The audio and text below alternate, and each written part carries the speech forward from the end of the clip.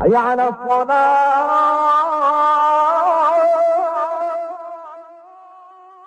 এই দেশ, এই দেশের মাটি, মানুষই আমার সবকিছু, কাজে আমি দেশের বাইরে যাব না।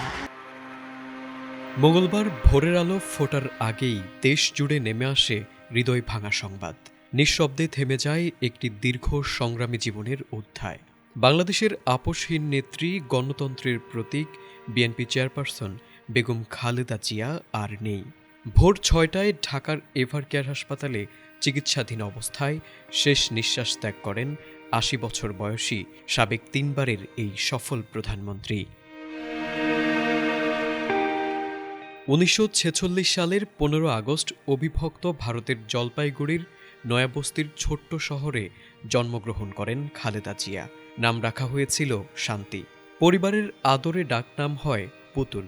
দিনাজপুরে বেড়ে ওঠা এই মেয়েটি কখনো ভাবেননি একদিন তার নামেই কাঁপবে স্বৈরাচারের মসনদ। দিনাজপুর সরকারি স্কুল থেকে ম্যাট্রিকুলেশন, পরে সুরেন্দ্রনাথ কলেজ। সাধারণ শিক্ষা জীবনেই শুরু হয় এক অসাধারণ জীবনের প্রস্তুতি।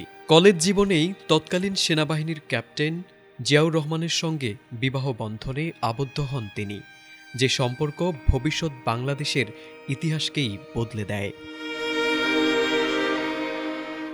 ১৯৭১ অগ্নিঝরা মার্চ। দেশ যখন রক্তে ভাসে, তখন জিয়াউর রহমান কালুরঘাট বেতার কেন্দ্র থেকে স্বাধীনতার ঘোষণা দেন। সেই উত্তাল সময়ে বেগম খালেদা জিয়া দুই শিশুপুত্রকে বুকে আগলে আত্মগোপনে যান। বন্দিত্ব বরণ করেন, সহ্য করেন নিদারুণ অনিশ্চয়তা। ১৬ ডিসেম্বর বিজয়ের দিনে মুক্তি পান তিনি।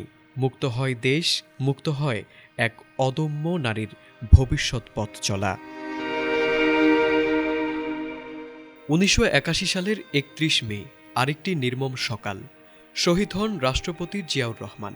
সেই দিনই গৃহবধূ খালেদা জিয়ার জীবনে নেমে আসে আরেকটি কালো অধ্যায়। দলের নেতাকর্মীদের আহ্বানে তিনি নামেন রাজপথে। ১৯৮২ সালে বিএনপির সদস্য, ১৯৮৪ সালে চেয়ারপারসন। সংক্ষিপ্ত সময়েই তিনি হয়ে ওঠেন দলের অবিসংবাদিত নেতৃত্ব। স্বৈরশাসক এরশাদের বন্দুকের নলের সামনে তিনি মাথা নত করেননি। কারাবরণ করেছেন বহুবার।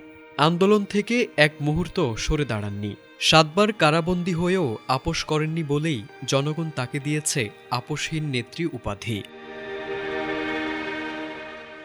১৯৯১ সালের ২৭ ফেব্রুয়ারি গণতন্ত্রের বিজয়ের দিন।